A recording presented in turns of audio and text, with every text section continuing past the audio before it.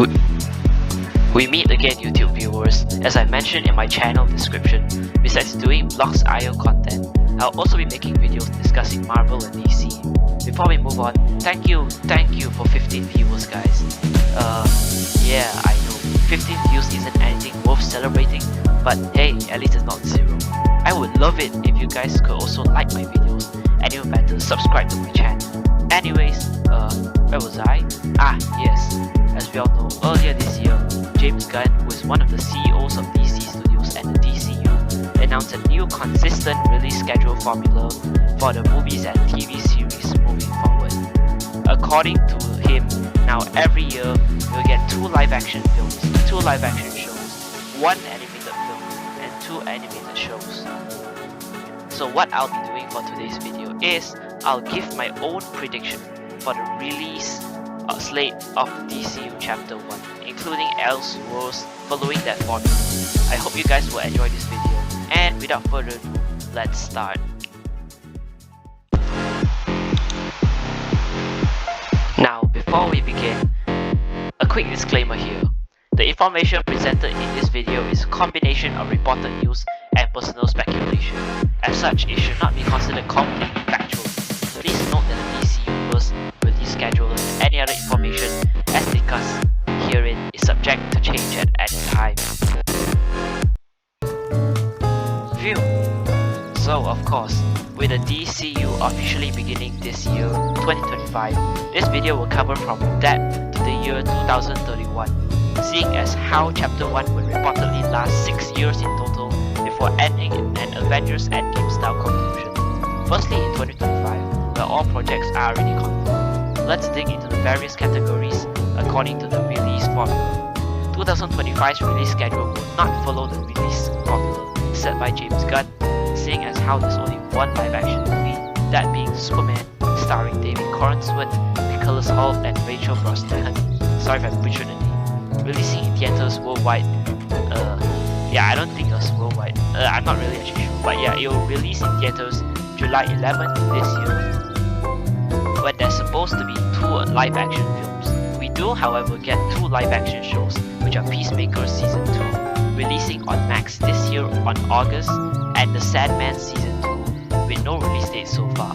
This year's animated film will be slightly confusing, as there are several possibilities as to which fills up the slate. This includes Batman Ninja vs Yakuza League, which releases on March 18, or Aztec Batman Clash of the Empires, or even the animated Crypto Shorts. To fill in the empty spot of a second live-action film, we got 3 animated series: Harley Quinn Season 5, which aired on January, My Adventures with Superman Season 3 airing sometime this year, yeah, at any time, and Batman Cape Crusader Season 2. Now we enter the year 2026, where the slate will be mostly semi-confirmed. For the live-action films, we will get Supergirl Woman of Tomorrow releasing in theaters June 26, 2026, and Clayface releasing in theaters September 11, 2026. As for the live-action shows, we'll get Lantern Season 1 releasing around June 2026, featuring Hal Jordan and Jon Stewart as they solve an Earth-based murder mystery set in a unique town full of superpowered beings, inspired by True Detective, and the second one I predict will be Paradise Lost. 2026 animated film will be Jurassic League, which began development last year as an adaptation of a comic of the same name. Animated series which would include the untitled Blue Beetle animated series and My Adventures with Green Lantern. You guys must have several questions, such as why Paradise Lost could release in 2026. Well, this show's development had no problems and is still in fact active with no problems. At the earliest, it could therefore be ready by 2026. Jurassic League could be 2026 animated film because no sources state that it releases this year, and since it will be in development for coming to 2 years by next year, any longer could not make sense unless a major problem actually occurs. My Adventures with Green Lantern should be one of the animated shows releasing in 2026 too, because releasing it in the same year would mean getting 2 Green Lantern projects in the same year, which could increase the Green Lantern's IP's popularity if both are excellent. indirectly fixing the damages caused by 2011's Green Lantern film. No offense to Ryan Reynolds, he was great, his acting was great, but the movie was bad, it done him dirty. 2027 will be a harder year to predict, with very little confirmed. The films releasing that year will be The Batman Part 2, releasing on October 1st, 2027, taking place 1 week after The Penguin Season 1, and will see The Dark Knight's return to Gotham after his absence during the show. And the other one shall be Sergeant Rock, a possibly R-rated war film with Colin Farrell, who plays Oscorp in The Penguin show. Yeah, I still wonder to this day why it's still named Oscorp. That sounds more like Oscorp. But yeah, Colin Farrell is possibly attached to play Sergeant Rock himself, although that is not confirmed yet. The TV series will also be including The Penguin Season 2 and Booster Gold. I will be putting The Authority as the animated film for 2027, and I explain why very soon, and have Creature Commandos Season 2, a continuation of the previous season's plot and superpowers, a show focusing on young heroes attending a high school where Martian and Hunter will be the headmaster, with the animated series releasing in 2027. Now, why would Sergeant Rock release in 2027 instead of the previous year? This is because it has no release date compared to Clayface and Supergirl having release dates. Therefore, they are already attached as the two live-action films for 2026. Meaning that despite it possibly starting filming in summer 2025, it still has some more time for the movie to be improved. You guys must have also heard about the Booster Gold show's bad situation, where its former showrunner had left due to losing interest, and are also wondering why it could air as early as 2027. I believe that despite its bad situation right now, if the early development is settled swift and good, and everything goes right, the Booster Gold show could release this early. Additionally, The Penguin Season 2 may or may not have been confirmed by Matt Reeves, who gave life to the Batman's epic crime saga universe, to be in development, and ideas have already begun discussion on. And yeah, so it's basically possible. And the biggest piece of puzzle is The Authority going from a live-action film to an animated film.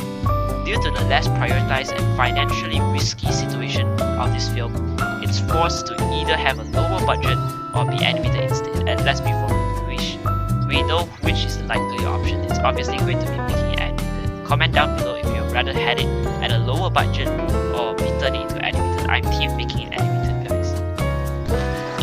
We move on to the year 2028, where very little is confirmed here. And now here comes to the major chunks of predicting the release slate based on information obtained. The Secret Six film, previously untitled Bane and Deathstroke film, and a Teen Titans film written by Anna Nogueira, sorry if I butchered the name again, who has submitted a draft in February, could release this year. Live action shows airing this year can possibly be The Waller Show, as the wait could be worth, as the delay is due to James Gunn not satisfied with the scripts and having numerous rewrites, and the second season of the Lantern series. As for animated series, we could get the non-canon Starfire series and the 6th season of Harley Quinn series. Probably the only confirmed project in 2028 is the dynamic duo animated film, which focuses on Dick Grayson and Jason Todd, releasing on June 30th, 2028. Secret Six will most likely release this year due to similar reasons to Sergeant Rock's case, where it will film later than Sergeant Rock, resulting in much later release dates, where quality is more than quantity, so having more time, these two films could be fantastic.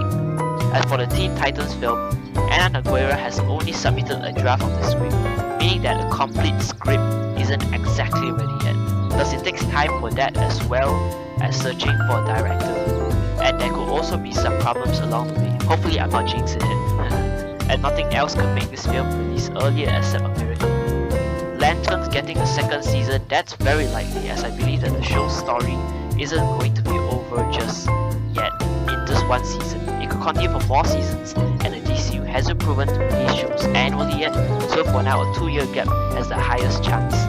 Starfire is also likely to release in 2028, because if it does, and so does the Teen Titans film, we will get a year with two Teen Titans associated projects, bringing the 2026 Green Lantern year-esque benefits despite the Starfire show not being set in the DCU. As for Harley Quinn Season 6, it has been greenlit. However, I think that the currently existing shows should step aside and let the new ones, especially the ones from the DCU, debut before continuing their existences themselves. So this is the right time. 2029 could potentially finally see the release of Batman Brave and the Bold in theaters, as well as the long-awaited and anticipated by fans Constantine 2. The television side of the DCU can start exploring new elements by airing Strange Adventures and the Question TV series, and both of these are rumored to be in development at the moment. A third and final season of Creature Commandos will be my choice for one of the 2029 release slates. 2029 can also be a rebirth year for The Flash, as I want to see The Flash return to Scarlet Speedster and the Rogues animated series and film.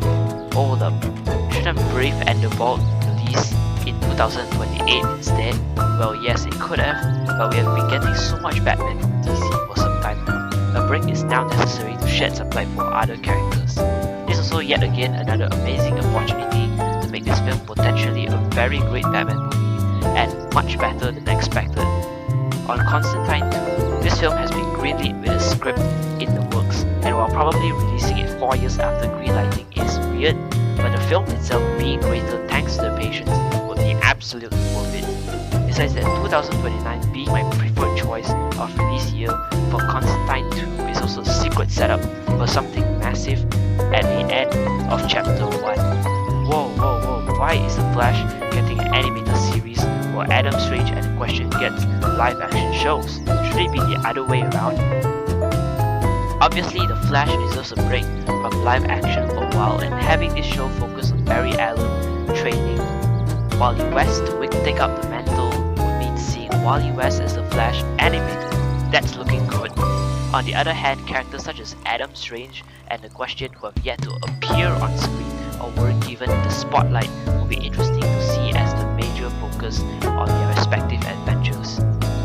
The main curiosity for my slate prediction for 2029 will be Creature Commandos ending at Season 3.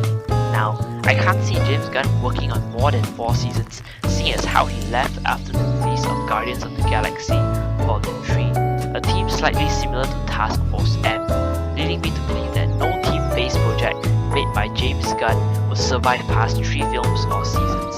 Or this time things are different and Chapter 2 could actually give Season 4? Entering 2030 is also when we start to enter the conclusional chunk of Chapter 1.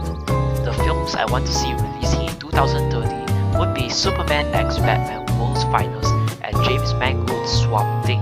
As for live action shows, we need a Plastic Man series, and I think Andy Samberg should play. Comment down below if you think the same as me. And a third season of The Lanterns. Yeah, it's rather going to be difficult to decide if this should be the last season, seeing as Green Lantern will still have more popular IP than Creature Commandos. There could be higher chances of Season 4 and beyond than what Creature Commandos has. Now, where possibilities are starting to become random and endless, we should get a Zatanna animated series and the Terrifics animated series. The best part of my plans for 2030 is for the animated film for that year to be a Batman Beyond animated film. Hopefully time will change the world and Warner Brothers will suddenly be interested in making it by then. Anyways, why does World's Finest need to release in 2030? Just like Batman Beyond, it's long overdue, and we need Superman and Batman to have a proper lead-up. As for Swamp Thing, the long delay is still explainable because James Mangold is still making a Star Wars film, so with a film that important, it could take some time. Plus, we still need a good Star Wars film, so yeah. Additionally, having him make his debut around 2029 to 2031 along with Zatanna and Constantine is an obvious enough setup, so you guys can already see where this is going. Looking back at the Terrific show, why will it have to be animated? Well, I find it interesting when watching live action characters be in an animated show, in this case Mr. Terrific and the other heroes being in Superman, transitioning over into the Terrifics animated series as the team's members. And also the Terrific series will set up as a larger team project involving them too. Finally, we reached the climax of my prediction for the release slate of DCU Chapter 1, the year 2031. With the Lanterns show rumored to set up the major plot of Chapter 1, already existing for 3 seasons so far in the chapter, it's time for the superheroes to face Chapter 1's big bad, who is most likely, according to most sources and hints and Easter eggs, it could be the Center.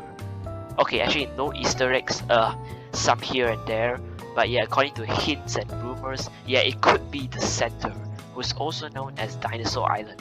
And yeah, speaking of Dinosaur Island, Creature Commando Season 2 or /Ad 3 could shift focus from Princess Ilana to the Center. So this means that the Green Lantern duo and the Creature Commandos will be like the Hulk in Avengers Infinity Avengers Infinity War, being the ones to know about the endgame level upcoming trend. Or maybe not. Yeah, who knows? So, of course, for 2031, we need not one, but 2 Justice League films. The first one, Justice League of America Part 1, could release in early 2031, whilst the second one, Justice League of America Part 2, could release anytime after that.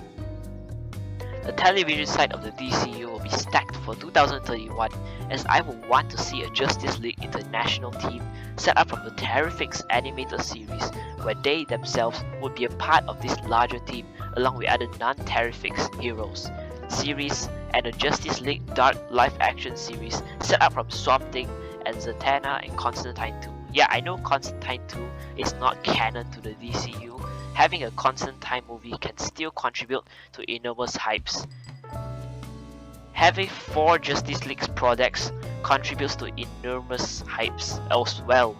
Having 4 of them, yeah, that's just epic. That's gonna give one of the best conclusions Chapter 1 can have, with the non-Justice League of America teams debuting only formally after the Center's threat has officially passed. On the animated series, a Dead Man show is rumored to be in development, so we can just make it happen in 2031. From bombastic epilogue, okay, maybe not very bombastic, but yeah, I'll plan a Nightwing Beyond Robin animated series focusing on Dick Grayson in his first year as Nightwing in Bloodhaven, and a Red Hood R-rated animated film focusing on Jason Todd in his first year as Red Hood. These 2 projects are necessary because we never actually got to see their transitions out of the Robin moniker properly so far in live action. So far in live action. So witnessing it in animation is still gonna be rather cool. Plus we know that the DCU can handle animated R-rated /TVMA projects pretty well with their solid take on the TVMA rated Creature Commandos animated series per season. So we can expect a Red Hood animated film to be lit. Lastly, comparing them both with the dynamic duo film, we the DC fanbase will get to see 2 different iterations of the former Robins, one set in the DCU and one set as non-canon. Anyways, we have reached the end of today's video. Hopefully you guys have enjoyed my presentation of my prediction on the release slate for the DCU Chapter 1 combined with Elseworlds. Thank you for watching up until the end for today's video. I'll see you in the next one, and before we end, don't forget to subscribe or like or do both, which really supports me heavily and helps me a lot. And yeah, don't forget feedback as well. Have a wonderful day and